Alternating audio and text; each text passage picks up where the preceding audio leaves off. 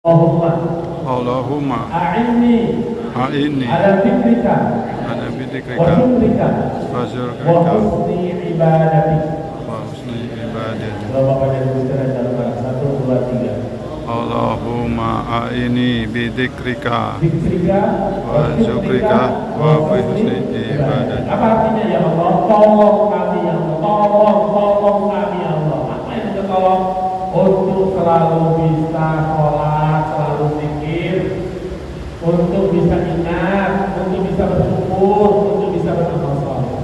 Minta sama Allah, diberi kesempatan untuk bisa ingat Allah, bisa sholat, bisa zikir, bisa syukur kepada Allah, bisa beramal saleh.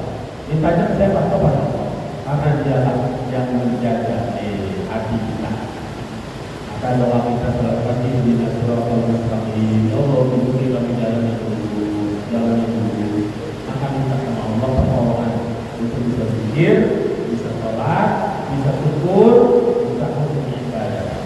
3 itu yang ketiga ya, kalau kita lihat untuk menjadi amalan dan doa kepada Allah ini adalah kita berdoa sebelum saya akhiri mungkin ada satu pertanyaan dari jamaah sekalian yang dipersilakan oleh Bapak-bapak.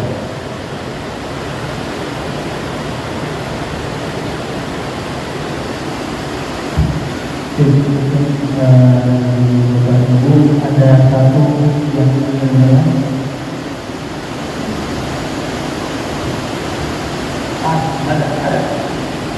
Boleh.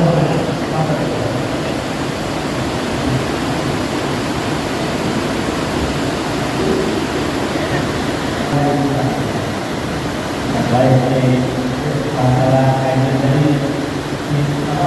iman dan juga berdoa pada Al-Quran. Dan Al-Quran itu kan ada ayat dan kata dan Al-Quran. Nah, kalau mengetahui jelas makna dan artinya. Kita ini supaya apa ini kita untuk menyiasati menafsirkan dari ayat-ayat tadi. Baik, jangan salah dalam lagi menjalani kehidupan dari berdasarkan pedoman dulu dari Al-Quran.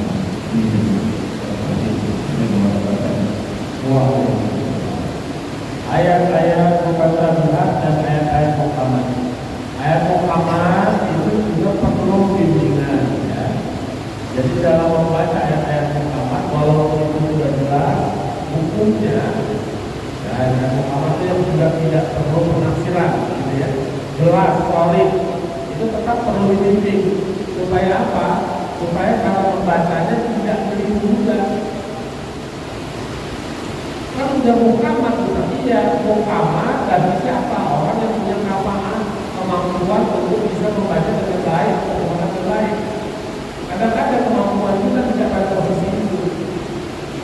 Apalah ayat yang kedua tadi yang disebut adalah ayat-ayat muqaddamat. Ayat-ayat muqaddamat apabila kembalinya kepada risalah tauhid, maka itu dikembalikan kepada Allah dan Rasulnya. Tidak perlu dibahas. Allah punya tangan, ini tangan Allah kayak gimana? Kita sudah lakukan kemampuan untuk membahasnya, maka tidak perlu.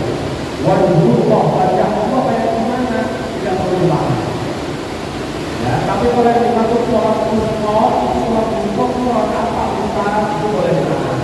Karena nanti akan berkorelasi dengan hadis Rasulullah Shallallahu Alaihi Wasallam. Jadi perlu diingat dulu, jangan semua yang mungkin ada di sini karena yang perlu. Ini semua ada namanya AI, nanya apa aja ada di sini. Tapi pertanyaan kita belum tentu dijawab dengan benar oleh AI tadi. Karena ada jauh, ada rasa yang tidak bisa dimiliki oleh AI. Ada rasa, sama kayak kita baca WA, ada kadang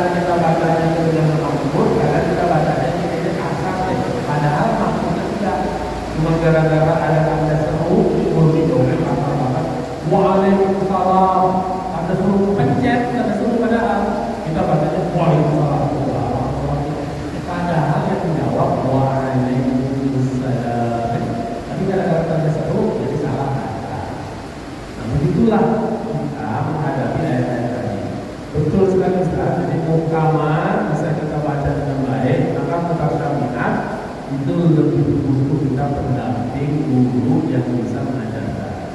Terkait masalah tauhid, maka kita tidak perlu menafsirkan. Kalau masalahnya tentang tauhidullah, ya, apalagi masalahnya tentang zat Allah. Nanti bicara bagaimana rahmatnya Allah, dikaji itu. Bagaimana rahimnya Allah, itu dikaji itu. Kok Allah al-mutakabir, artinya kan sombong. Allah maha sombong. Itu bagaimana definisi maha sombongnya Allah? Allah al-mutakabir, Allah pendendam. Apakah Allah akan balas dendam? Terus apa yang dimaksud balas dendam? Nah, itu perlu dikaji, perlu menuntun, perlu guru, orang yang punya kemampuan untuk bisa membaca.